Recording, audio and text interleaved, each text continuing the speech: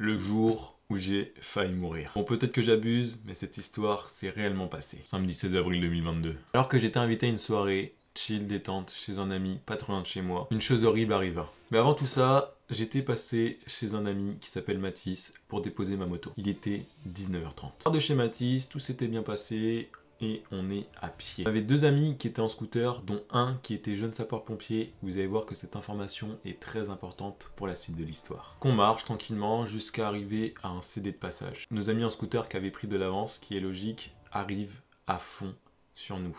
À ce moment-là, moi et Mathis, on ne comprend rien. Nos amis, effrayés, nous disent de rentrer rapidement et très vite chez mon pote, donc chez Mathis. Pour nous, c'était sans doute une mauvaise blague, donc on décide de continuer notre chemin. 30 mètres plus tard, à notre gauche, un homme rempli de sang sur toute la tête, torse nu, marche. Cet homme, on l'appellera JP, pour des raisons de confidentialité, car oui, je connais son identité, je ne vais pas la dévoiler. Cette vidéo n'a pas pour but de dénigrer les personnes de cette histoire, mais surtout de vous faire de la prévention, car cette personne-là, donc JP, était totalement bourré, voire même très bien bourré. Mon ami, qui je vous le rappelle est JSP, va le voir, accompagné de la femme, puis de la fille de JP, qui le cherchait déjà depuis une bonne demi-heure pour rentrer chez lui. En voyant l'état de l'homme, complètement bourré, 3 coups de hache dans la tête, une plaie ouverte en dessous le cou, commençait déjà à durcir, à être pourri un peu. Mon ami JSP, du coup, appelle rapidement les secours, donc les pompiers.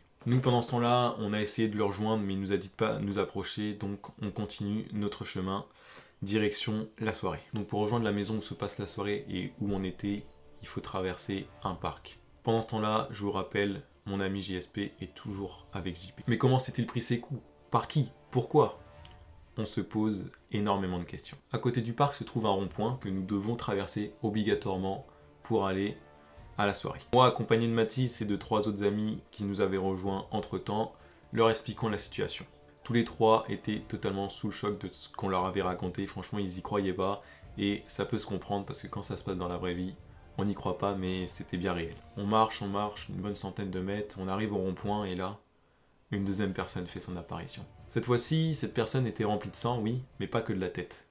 Elle était remplie de sang de la tête aux pieds, en train de crier « Je vais vous découper, je vais vous tuer, courez !» avec une fourche à la main en plein milieu du rond-point qui vient vers nous. Tétanisés, nous courons directement et le plus rapidement possible même chez Mathis. Donc voilà, on fait demi-tour et on retourne chez Mathis rapidement. Je rappelle encore que mon ami JSP est toujours avec JP, donc on essaye de le contacter et de lui expliquer aussi ce qui vient de se passer. Heureusement pour nous, il était juste en appel avec les pompiers et ils arrivaient d'ici une bonne vingtaine de minutes.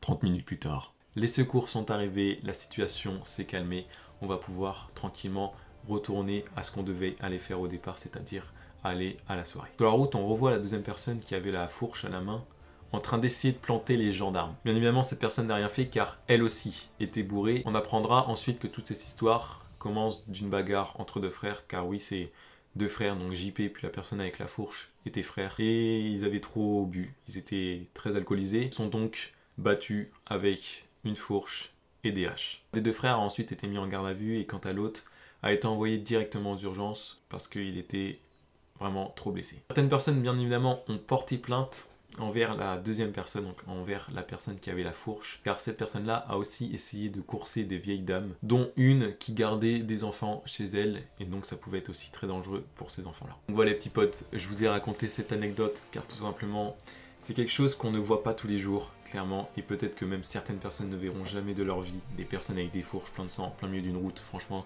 ça se voit pas à tous les coins de rue, clairement. Mais vraiment, je voulais vous le raconter, car c'était vraiment plus pour de la prévention aussi, car ces personnes étaient totalement bourrés, mais c'était du bourré plus. Ils étaient clairement plus dans leur état conscient, ce qui est normal. Mais arrivé à ce stade, on était presque dans du coma et c'était clairement abusé. Bien évidemment, cette histoire est bien réelle, elle s'est bien passée, il y a eu beaucoup d'articles journaliers qui s'est passé dessus.